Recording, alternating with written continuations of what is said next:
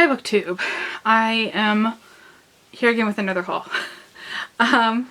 Yeah, just don't ask. It's a haul. Another one. I'm just gonna go right into it. I'm not gonna explain why I'm buying so many books. Do we really need an excuse? I'm financially irresponsible in buying books. Anyways, first set. I saw these and hesitated for a little while and then said I'm not gonna find them that cheap. Anyways, so I'm gonna buy them. It's a collection of Marcel Proust's In Search of Lost Time. I know where the words are. They're just not here. I don't know if there's anything. No, there's nothing under the covers. Oh, they're dated. I can't read the guy's handwriting, but he brought them in March 2008. Who knows if you read them? Yeah, so this is notorious for being like one of the longest books of all time. And this is part 1, Swann's Way. I think it's autobiographical. Yeah, Marcel Proust. So there's Swann's Way. There's Sodom and Gomorrah, and it's got a library wrapping on it. It's not actual library, I think it was self-done, but yeah. Got Sodom and Gomorrah. Then we have In the Shadow of Young Girls in Flower. And this is only 4 of, I think there's 7 altogether. Do they have a list of the books? Doesn't look like it. Nope. Okay. Anyways, yeah, so these are 4 of the 7. But anyways, this one's the Guermantes Way. Yeah, so there's that semi-autobiographical, one of the world's longest novels. Will I ever read it? Maybe. Do I just want it to display and have on my shelf? Definitely. Yeah. So these are all from Value Village. By the way, they're all thrifted.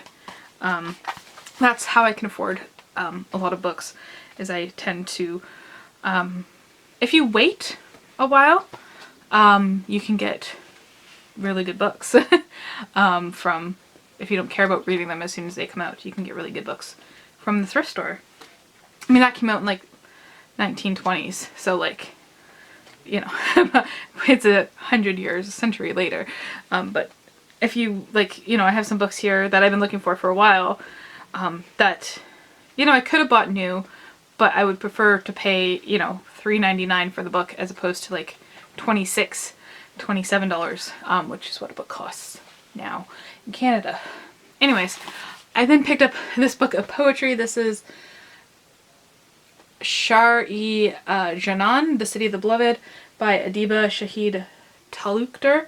And she's a Pakistani-American poet, singer, and translator of Urdu and Persian poetry.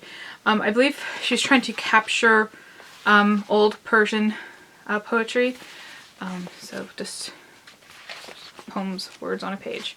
I've been wanting more books of poetry, so I was interested to see this. To be honest, the title jumped out at me, and this cool image on the front. Okay. Then, I remember hearing about the series probably when it was first published, and it was kind of in the back of my mind to like buy it, and I found the first 2 books. So I got The Bone Witch and The Heart Forger by Rin Chupeco, and this is a YA fantasy. I don't tend to like gear towards a lot of YA fantasy, but occasionally something piques my interest, and this is one of those series. I guess this would make more sense to you. First book, second book. So we follow a girl named Tia, or Tia, or it's spelled like T-E-A. I'll probably end up saying T in my head when I read it. Do you ever have that? Like you don't know how to pronounce the name, so you just kind of make something up. T is probably what I'm gonna say. Unless it flows better as Tia. Anyways, yeah, they have a magic beyond the boundaries of living and of the human. And something about killing her brother. Is that on this one? I don't know. But I got them for $3.99 a piece. And the covers just are really cool. I love like skulls, so, and the gilding all around it. So just looks really cool. This one I've been looking for a while, and I've been thinking about buying it new, but found it at the thrift store. Memory Called Empire by Arkady Martine. And this is a science fiction. Again, I don't know what it's about.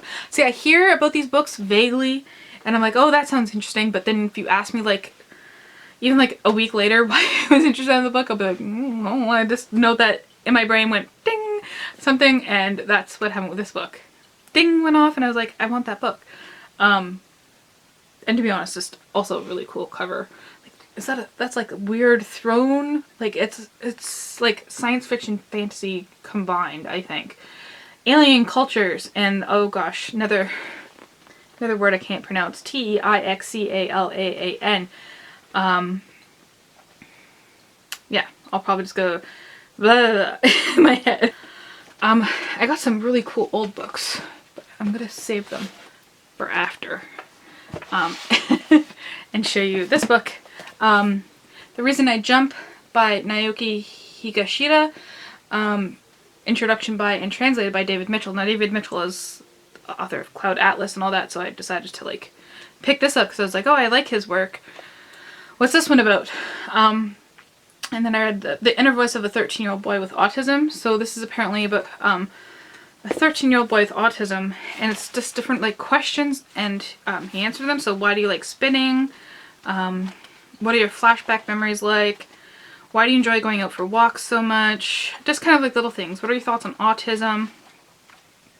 Those kind of just little questions and answers. So I thought that was quite interesting.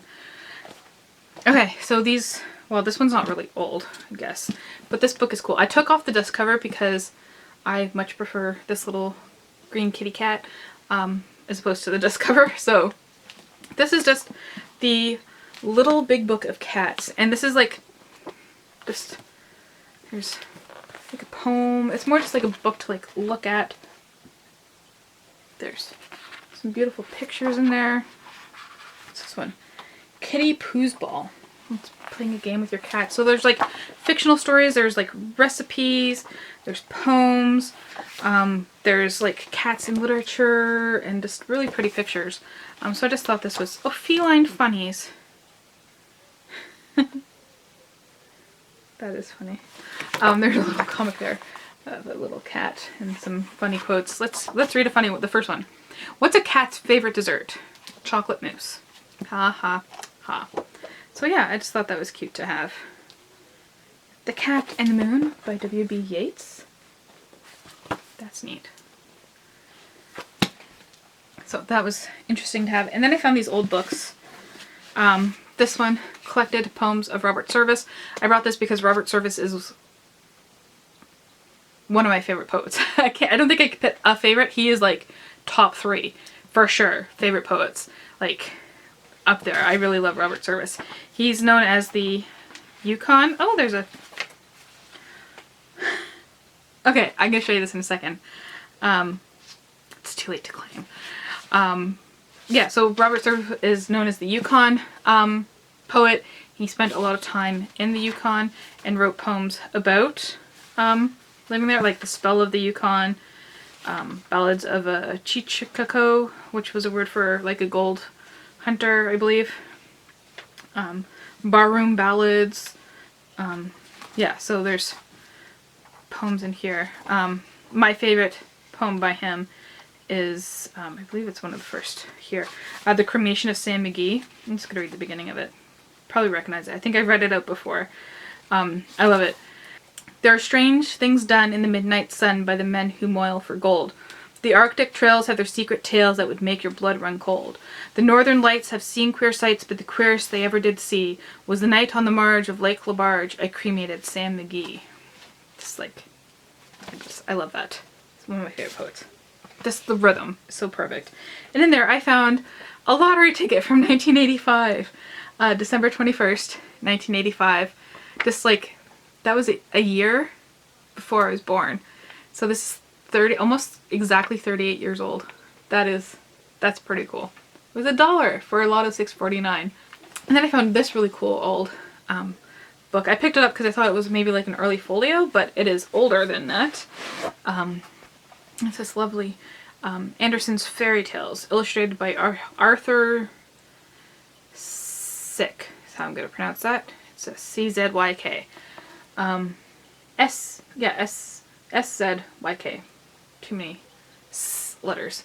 Yeah, I love this cover illustration in here, and there's lots, that's not a full, there's lots of full color illustrations, and I got it just for that. I do collect older books. They ran about all, oh gosh, what is this fairy tale? There's like demons and stuff. I don't remember that fairy tale. I don't think I've read all of Andersen's fairy tales. Yeah, oh, that is, I should have, there's like an angel carrying a baby. I don't know what that implies. Okay. So there's that. There's lots of illustrations in here. This is great. Great fat sprawling spiders spun webs of 1,000 years round and round their feet. So that's pretty cool too. I don't think I found, in here it says Christmas 1950. I believe when I looked at it, it was like 1945. So that's pretty cool. Yeah, then I have some more books. These are from a different thrift store where the books are much cheaper. And I actually got like some kids books. I've been really into like collecting kids books lately. Looking through them and just seeing what they have. So this one, this is Little Master Conan Doyle, Sherlock Holmes, and The Hound of the Baskervilles. And it is really cool. It's just like hounds howl, thunder rumbles, and that kind of stuff. Like there's no mystery or anything. It's just, you know, clocks chime. Kind of cool. Kind of little hints at the story. Stairs Creek. So I thought that was cute. Then I got this one. It's called Swimming by Leo Leone. And I really liked the artwork in this. It's kind of like very kind of vague underwater type scenes. Some cool like prints and designs. There's a big scary fish. So yeah, I thought that was just really cool art-wise to look at. Then this one is one I don't know if, I'm gonna check the publication date because I remember, oh yeah, 1962, so I could have read this as a kid. The Snowy Day by Ezra Jack Keats. I've just been having a lot of nostalgia for books that I read as a kid, and this is just a lovely book about a young child having a snow day, having fun in the snow. I just love the art and his little, yeah, his little snowsuit there. So yeah, that's The Snowy Day. And then this book seems creepy. It's called The Eye and I. We have like this very concerned looking kids, and on the back it mentions the Twilight Zone, and I'm just gonna read the back because like like a kid's book. Jeffrey will do anything that he can, including taking the world record shower in order to avoid the eye. When he finally gets to school with a written excuse from his mother for his tardiness, he knows it's all over. He opens the door to his classroom and there it is.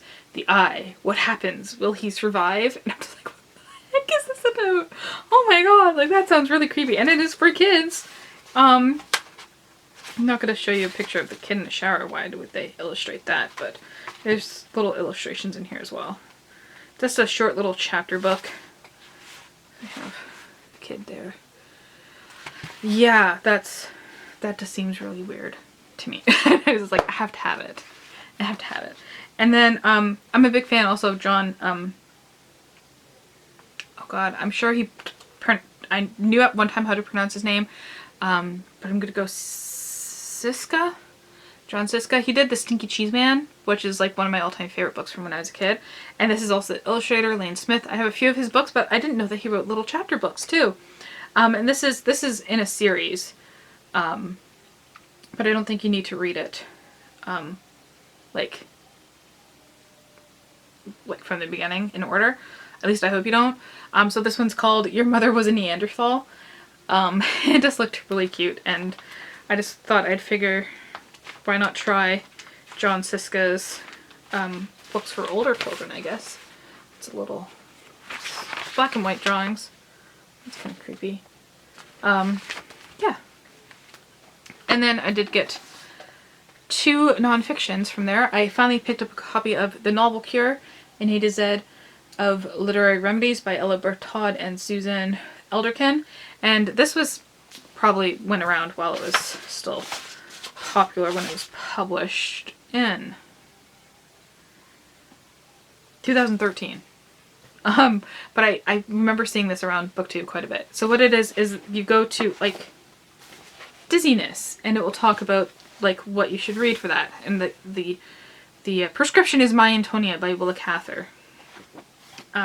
Fear of confrontation. So it's not just all like illnesses. There's different things.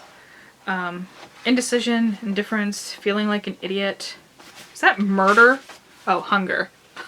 I don't know why I read murder.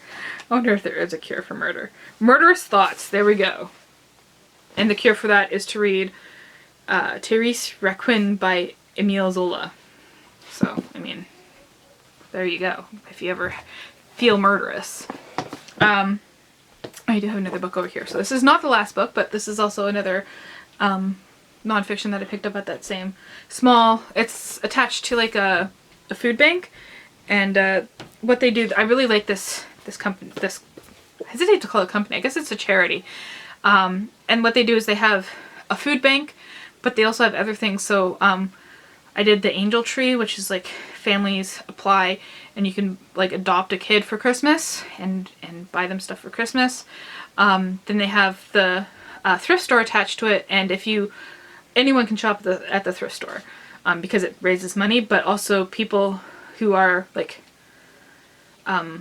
clients of the food bank, I guess would be the right term.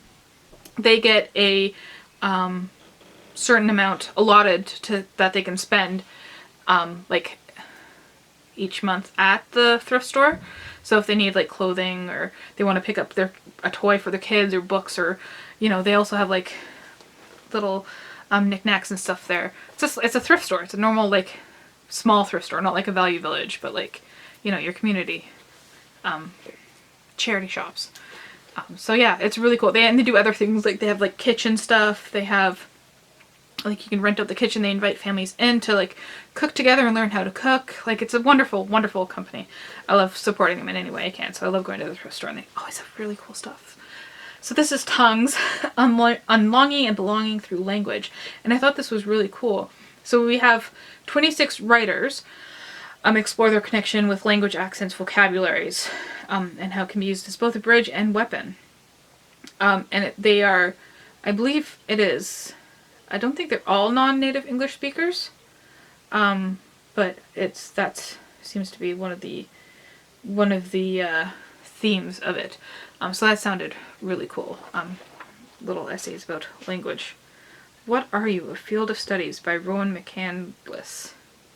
That's kind of done like a question answer type style. That's pretty cool. How to Say Banana in Kishwahili.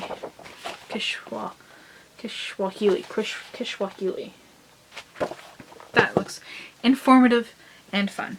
And then I saw this book at Chapters, which is the full price bookstore, and I thought about it for a while, and I did end up going back and getting it. It is by a local author to me here. I think they live in Fredericton now. He lives in Fredericton now, but he's Acadian, so more north and French speaking, but it's written in English. It's Deficiency by S.C. Eston, and this I believe it's also self-published. I just really liked opening it and looking at like, there's like pages of like, you're gonna hate me, I'm gonna crack the spine. It's my book, I paid for it. There's like computer printouts and stuff like that, and like different type of things like that throughout it. Of course not now that I'm looking through it. It's like segment D. So I don't even know what the book's about. I just opened it and I was like, that looks kind of cool. And I love like science fiction that plays with that kind of stuff. So yeah, we're on a planet and there's a floating city and people have to work hard. In return, they share an existence without worry or want, their every need attended to by the ruling corporations. But someone goes missing, existence begins to crumble when they start asking the wrong questions. And now they have to decide what to do. It actually sounds really cool. I wouldn't have picked it up if I wasn't interested in it. And I don't know, I'm really drawn to this green right now. It's really pretty color. So that is it. That is another book haul. I gotta find somewhere to fit them on the shelves. I'm sure I'll find room. I don't have books stacked up right here. There's room here for books. There's room here for books.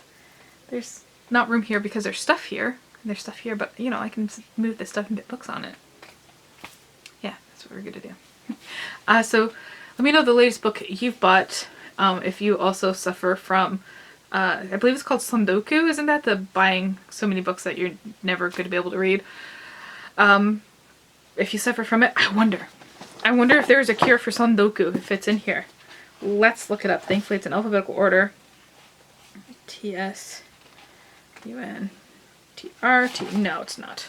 There's no cure for it. Alas, we must suffer from this very horrible condition. Alas, woe is me. Thank you for watching.